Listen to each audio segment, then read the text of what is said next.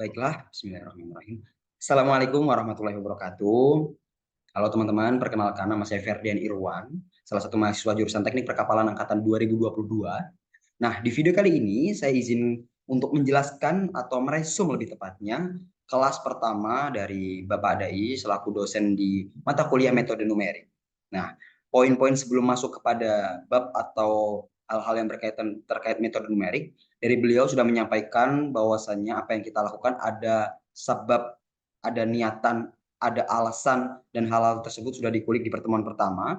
Dan mungkin di sini saya akan menjelaskan poin-poin atau framework yang sudah disampaikan, yaitu DAI 5.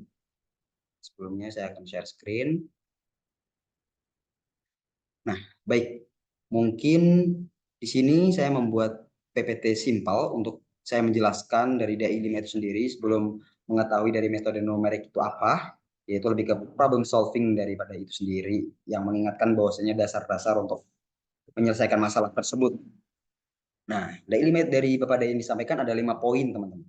Yang pertama, conviction, intention, initial thinking, ideation, dan instinction. Nah, mari kita kulik pertama. Conviction, kesadaran.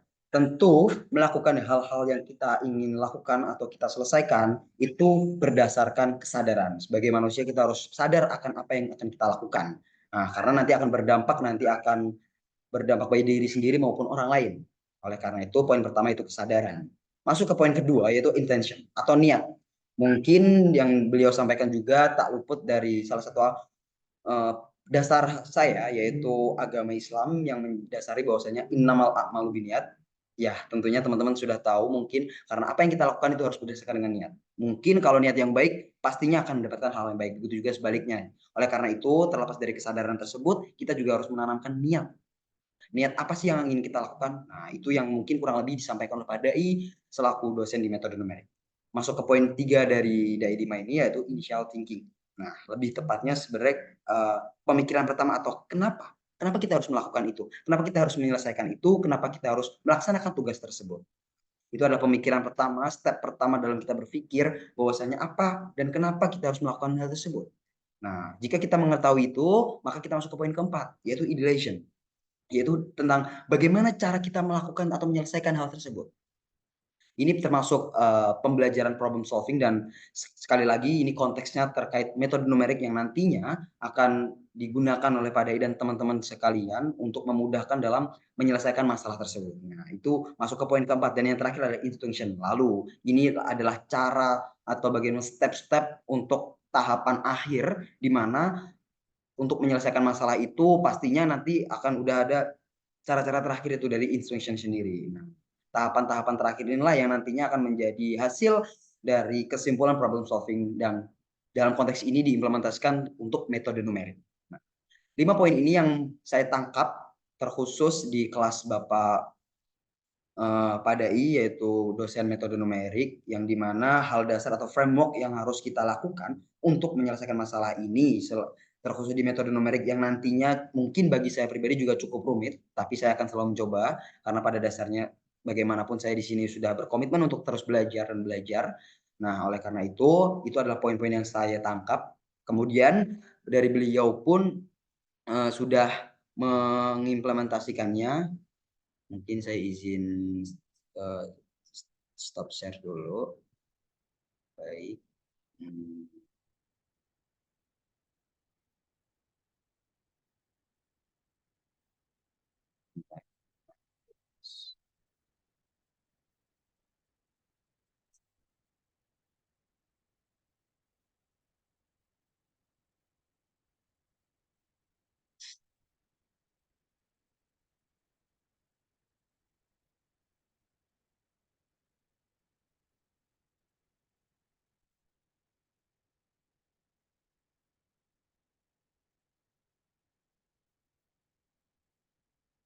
Oke, oke, udah menemukan.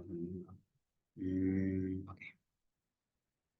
Baik, untuk melanjutkan hal ini sebenarnya teman-teman, bentar, share.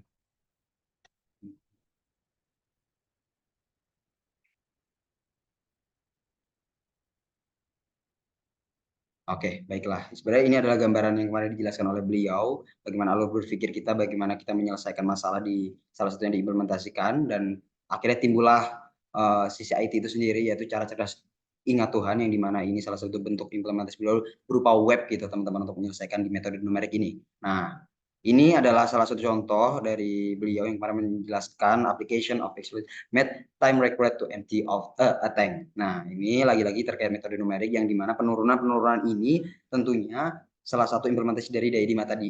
Ya, mulai dari DE per DT sama dengan Q plus UI yang nantinya akan masuk. Nah, di sini pun juga diterangkan bagaimana mulai dari integral, kemudian diimplementasikan pada akhirnya hingga menghasilkan hasil atau problem solving yang nantinya bisa diimplementasikan ke depan seperti integral dt sama dengan A1 per A2, integral d per uh, akar dari 2GH yang dimana solve with the help of Newman.